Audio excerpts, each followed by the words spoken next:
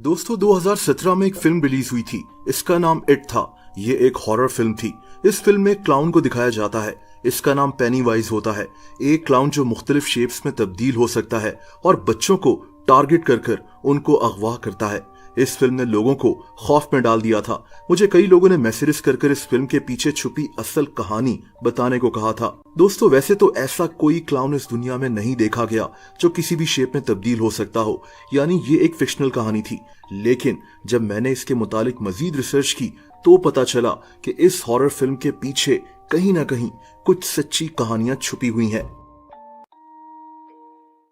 ये साल था 1986 का, जब मशहूर राइटर स्टीफन किंग ने एक हॉरर नॉवल लिखा था। इस नॉवल का नाम इट था।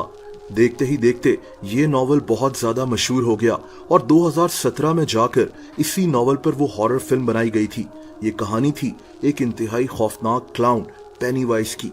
अब ये कहा जाता है कि जब स्टीफन किंग ये नॉवल लिख रहा था तो इसके जहन में दो कहानियां घूम रही थीं, जिनको सोचकर इसने इट नाम का ये नॉवल लिखा था।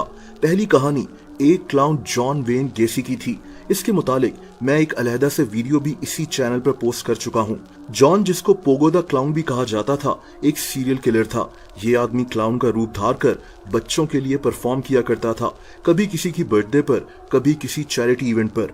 इस आदमी के पास पैसों की कमी नहीं थी, यानी ये सिर्फ इसका एक शौक था। लेकिन दोस्तों, जॉन के इस क्लाउन वाले कैरेक्टर के पीछे एक ऐसा जालिम आदमी छुपा हुआ था जिसके मुतालिक 1978 में पता चला, जब जॉन को पुलिस ने अरेस्ट कर लिया था। पता ये चला कि बच्चों को एंटरटेन करने वाला ये क्लाउन कम से कम 33 लोगों को कत्ल कर चुका था। जॉन यानी पोगो द क्लाउन को 1980 में जहरीला इंजेक्शन देकर सजाए मौत दे दी गई थी। पोगो द क्लाउन यानी जॉन की ये कहानी उस वक्त बहुत ज्यादा मशहूर हो गई थी।